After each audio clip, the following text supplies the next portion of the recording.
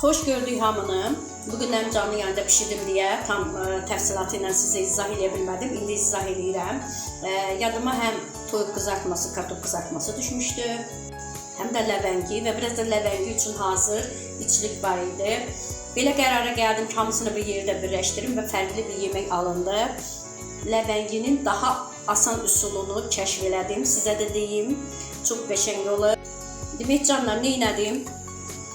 Toyuğu ayrıca qızartdım, kartofu ayrıca qızartdım.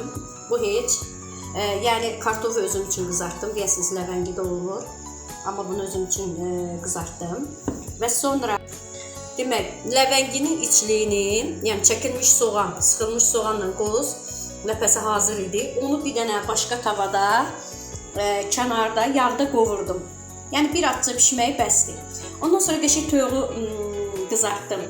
Kartofu ayrı tavada qızartdım və həmin ləvənginin hazır olan içliyini gətirib toyuğun üzərinə əlavə etdim, qızardılmış toyuğun və qapağını bağladım. Çox da gözəl alındı və artıq sobada saatlarla pişməyə ehtiyac yoxdur.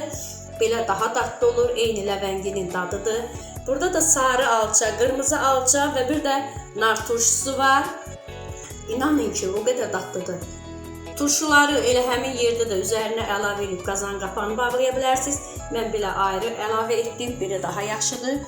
Və yanında da kartof qızartması. Fərqli və çox da maraqlı bir üsuldur. İnanın, sınayın, peşman olmazsınız. Çox da qəşəngdir, baxın. Çox da dadlıdır. Bu canlı da qızlar da gördü.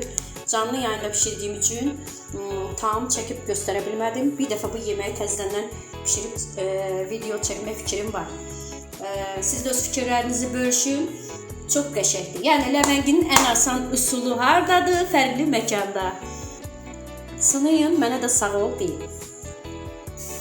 Bir dəfə də göstərim sizə yeməyi. Gözəlliyə baxın.